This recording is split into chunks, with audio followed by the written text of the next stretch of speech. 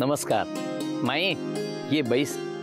मला कल्पना आहे की तुझं सगळं लक्ष खरं तर तुझ्या घरच्यांकडे आहे आणि अर्ध लक्ष मात्र आपल्या गोष्टीकडे आहे. पण तुला या दोन्ही गोष्टी एकाच वेळेला जमू शकतात का हे तू बघ. ते म्हणतात ना, चिमणी फिरे आकाशी आणि चित्त तिचे पिलांपाशी. तसंच झालंय तुझं आणि म्हणूनच खरंच तू देवासमान आहे बरं. आणि हे देवत्व मिळवणं मात्र सोपं नाही बरं. आपल्याला आधी जे प्राप्त झालेले नाहीये ते मिळवण्यासाठी प्रयत्न देखील असेच करावे लागतात जे आतापर्यंत केलेले नसतील. आणि नाही, महादेवांना एकतर प्रसन्न करणे आणि दुसरी सगळ्यात अवघड गोष्ट म्हणजे त्यांना त्यांच्या पुनर्विवाहासाठी तयार करणं. यासाठी पार्वतीला मात्र अतिशय अथक प्रयत्न करावे लागणार आहे. आता या सगळ्या परीक्षेमध्ये उत्तीर्ण होणं हे तिचीच नाही तर समस्त सगळ्या देवतांची देखील मनोमन इच्छा होती. संपूर्ण देवलोक देवी पार्वती यांचे व्रत यथासांग पूर्ण व्हावे यासाठी प्रार्थना करीत आहेत.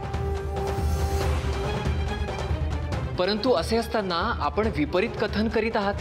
कारण त्यामागे सबळ कारण आहे श्री विष्णू. देवी पार्वती हे व्रत पूर्ण करू शकणार नाही, कारण आम्ही तिला हे व्रत पूर्ण करू देणार नाही. परंतु असे करण्याचे प्रयोजन काय भोलेनाथ? देवी पार्वती यांच्या भक्तीमध्ये आपणास शंका येते आहे का? तिच्या भक्तीमध्ये काही शंका नाही, पण त्यानंतर होणाऱ्या परिणामामध्ये शंका आहे. आमचा पार्वतीशी विवाह झाला तर तिचे प्राक्तन सतीच्या प्राक्तनासोबत साधर्म्य साधेल असे भयसमास वाटते. सतीचा दुर्दैवी अंत आम्ही नाही विसरू शकत आणि तशा अवस्थेत पार्वतीस देखील सुख प्राप्त होईल असं आमचे मन मान्य करत नाही. त्यामुळे आमच्याशी विवाह करण्याची शक्यता आम्ही सबूळ नष्ट करू हा आमचा निर्धार आहे.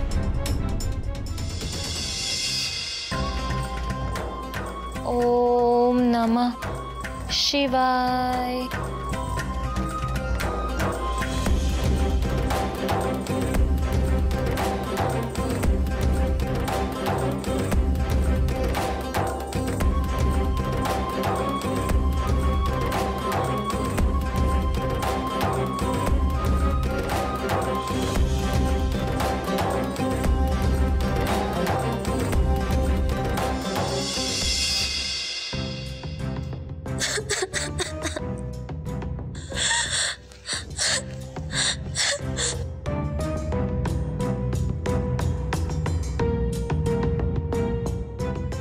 हे काय घडते आहे?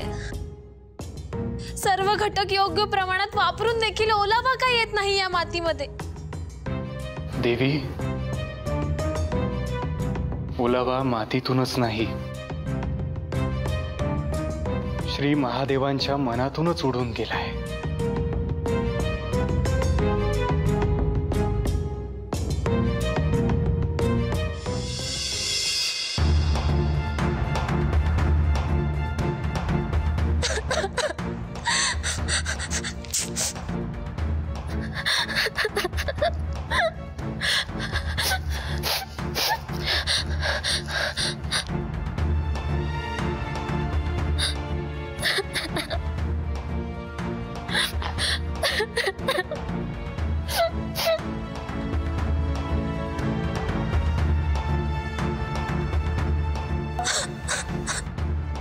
देवी, आपण अशा धीर सोडू नका. देवाधिदेव महादेवांचं व्रत आहे हे. ते योगियांचे योगी आहेत.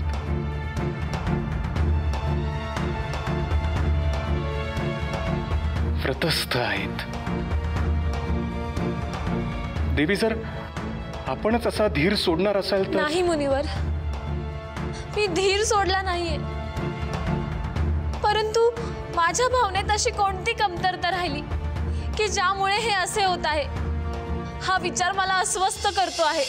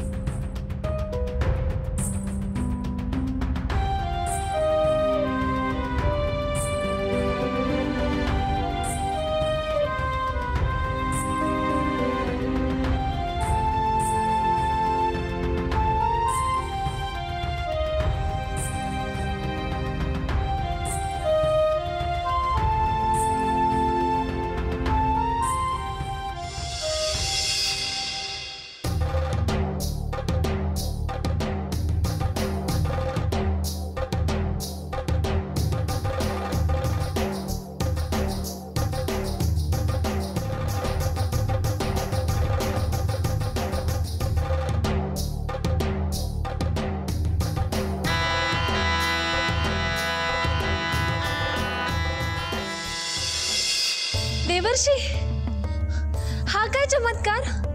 बघा ना, इतका वेळ ही मृदा गोळा होत नव्हती, परंतु आता बघा ना, किती सहजपणे शिवलिंग तयार झाले देखील. माते, ही आपल्या अश्रू भक्तीचीच कृपा.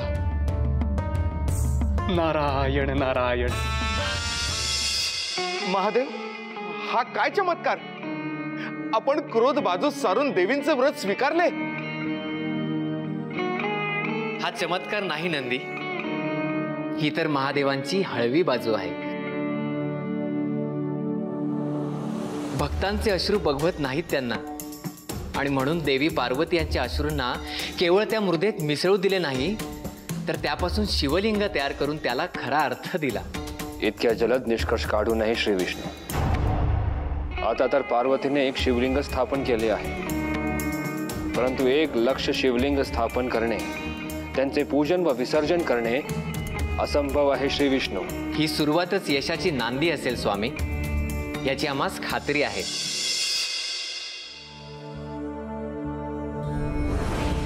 ओम नमः शिवाय.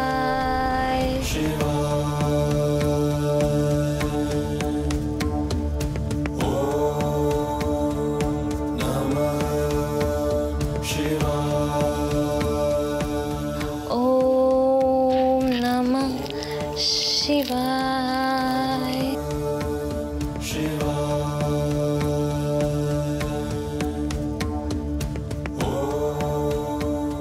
ओम नमः शिवाय. ओम नमः शिवाय. ओम नमः शिवाय. नाथ, हे सारे स्वप्नवत भासत आहे. देवी पार्वतींनी 1,00,000 शिवलिंगाची स्थापना केली आहे. याचा अर्थ नाही देवी, इतक्यात कोणताही अर्थ वा वितर्क काढू नये. महादेव भोळे आहेत. देवी पार्वतीचे दुःख अश्रू ते पाहू शकत नाही, हे सत्य जरी असले तरी महादेवांना प्रसन्न करणे सहज शक्य नाही. नाथ, जिथे हे व्रत पूर्ण व्हायची शक्यताच नव्हती, तिथे आशेचा किरण उदयास तरी आला. निश्चितच.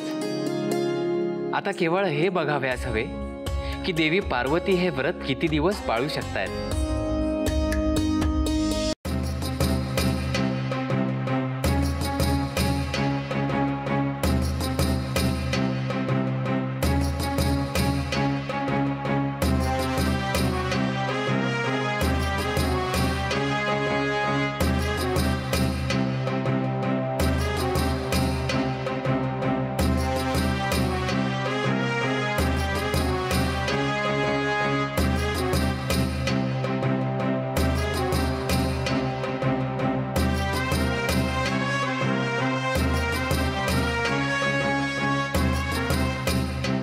माते,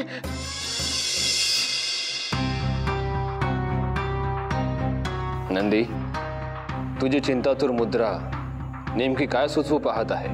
स्वामी, ज्याची माता प्रतिदिन इतक्या हाल अपेष्टा सहन करत असेल ते पाहून मन व्यथित होतेच ना. माता 1,00,000 शिवलिंग बनवण्यासाठी दररोज 2 डोंगर पार करून पाणी आणते. स्वामी, दररोज 1,00,000 शिवलिंग स्थापन करून त्याचे पूजन आणि विसर्जन देखील करते, आणि हे व्रत ती गेले कितीतरी दिन नित्याने करते आहे. असे असूनही आम्ही प्रसन्न का होत नाही, हीच शंका तुझ्या मनात आहे ना? कारण तिचा हेतू आमच्याशी विवाह हाच आहे, जो आम्ही पूर्ण होऊ देणार नाही. इतके दिन पार्वती न थकता हे व्रत करत होती, पण आता हे व्रत थांबवण्याची घटिका आली आहे.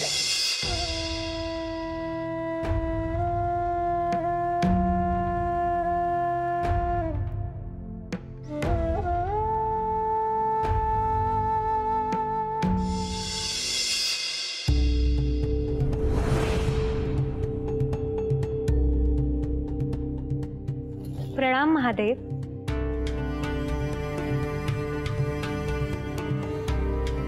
प्रणाम देवी लक्ष्मी. आपले कैलासावर स्वागतच आहे. परंतु इथे येण्याचं काही विशिष्ट प्रयोजन? शिवाय श्री विष्णूही तुमच्या सोबत नाहीत, म्हणजे निश्चितच महत्वाचं कार्य असणार. आपणास भेटणे जितके तातडीचे आहेत तितकेच महत्वाचे देखील आहे. म्हणूनच कोणतीही पूर्वसूचना न देता मी येथे आली आहे.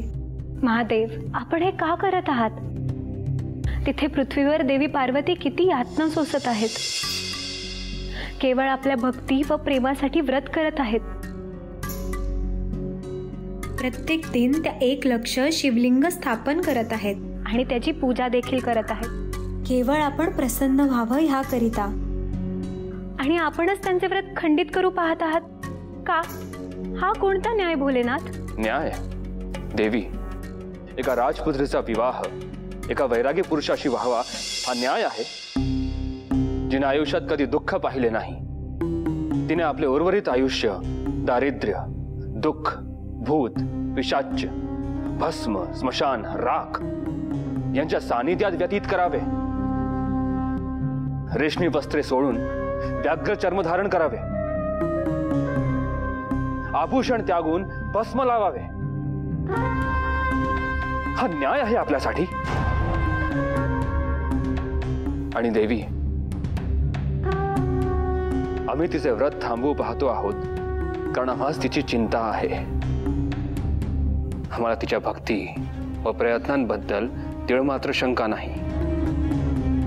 परंतु आम्हास प्रसन्न करून तिचा आमच्याशी विवाह झाला तर तिच्या नशिबात त्याच यातना येतील ज्या सतीच्या प्राक्तनी होत्या. आणि त्याचा दाह असह्य आहे देवी. महादेव, याचा अर्थ आपण देवी पार्वती यांचे मन जाणले नाही. आमच्यापासून काहीही लपलेलं नाही देवी. आम्ही हे देखील ओळखून आहोत की जसा सतीच्या पित्याचा तिच्या विवाहास विरोध होता तसाच पार्वतीच्या माता पित्यांचाही विरोध आहे. आणि असे हे असताना हा अट्टहास कशासाठी? याचे कारण असे की त्याचे कारण हेच ना की तारकासुराच्या वधासाठी आमचा व पार्वतीचा पुत्र जन्मास येणे आवश्यक आहे. आणि त्याच्या हातूनच तारकासुराचा संहार होईल. आणि म्हणूनच संपूर्ण देवलोक आमच्या विवाहाची आतुरतेने प्रतीक्षा करत आहेत. परंतु देवी, आपल्या एका स्वार्थासाठी पार्वतीच्या मनी आमच्याबद्दल विषयासक्ती निर्माण करणे व आमच्या प्रेमात पडण्यास भाग पाडणे कितपत योग्य वाटते तुम्हाला? काही गोष्टी उपजत जन्म घेतात आणि हळूहळू फुलू लागतात. तसेच देवी पार्वती यांचे आपल्याबद्दलचे प्रेम व आसक्ती ही बाहेरून नसून आतून फुललेली आहे. यासाठी आम्ही काहीही केलेले नाही. एक क्षण हे खरे आहे असे मानले तरी देखील पार्वतीस सतीच्या यातनांची दाहकता देखील माहीत नाही. आणि म्हणून ती अशी वागते आहे. तिला थोडी जरी कल्पना आली तर ती स्वतः या व्रताचा त्याग करेल. क्षमा असावी महादेव. धनुष्यातून सुटलेला बाण थांबवता येईल. मुखातून पडलेले शब्दही माघारी घेता येतील. परंतु देवी पार्वती यांचा निर्धास्त रोखणे अशक्य आहे. आणि आपली ही शंका असेल तर त्याचे समाधान मी या क्षणी करून देते.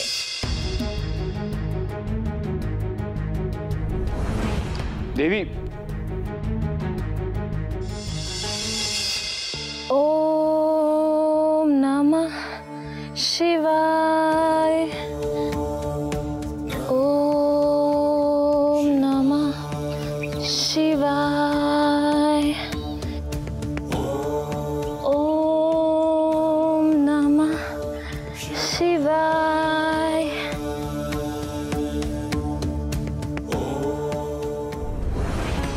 देवी पार्वती, देवी लक्ष्मी, आपण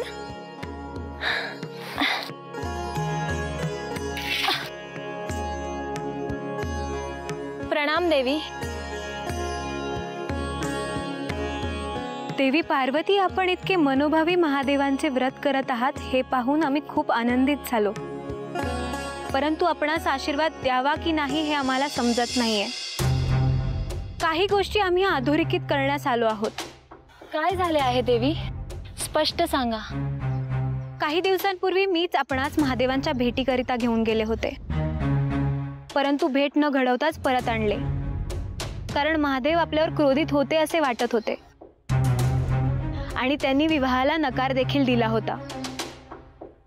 परंतु सत्य परिस्थिती काहीशी अशी आहे की ते अद्यापही क्रोधितच आहेत, परंतु आपल्यावर नाही. माझ्यावर नाही, मग कोणावर? स्वतःवर.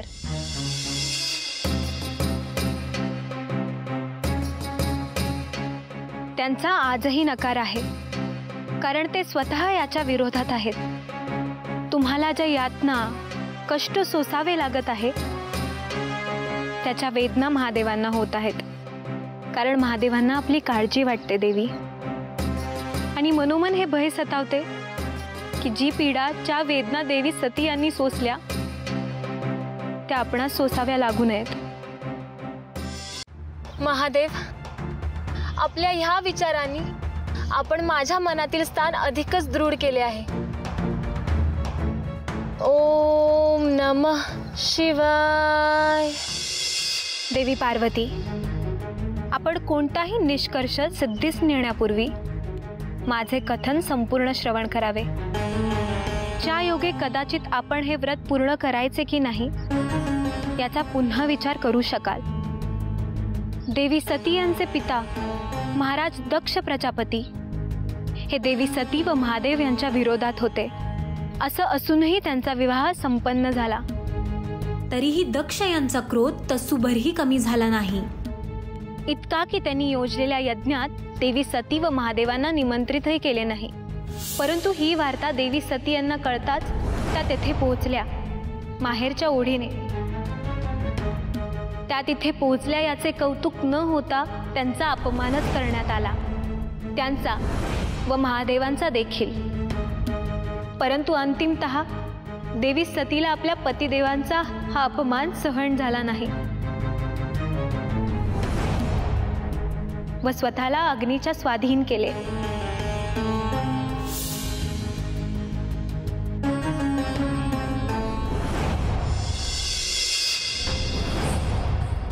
याचा आघात महादेवांवर इतका पोहोचला की बास देवी बास.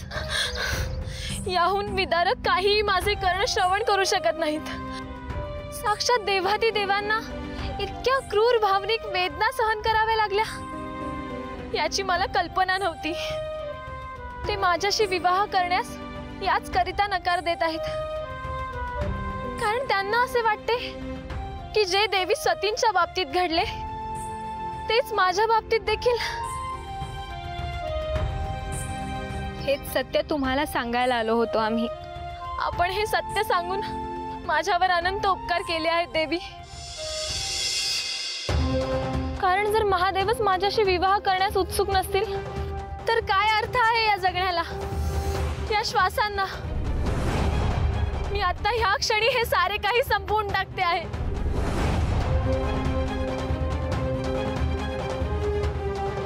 ओम अग्नेय नमः.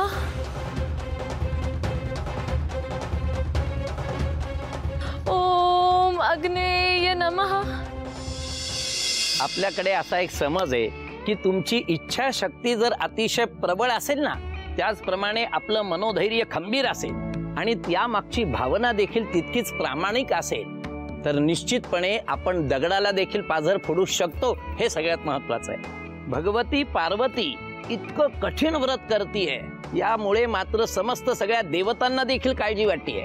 मात्र महादेव ते मात्र आपल्या स्वतःच्या निश्चयावर ठाम आहे. भेटूया पुढील भागामध्ये, पण तोपर्यंत उतू नको मातू नको घेतला वसा टाकू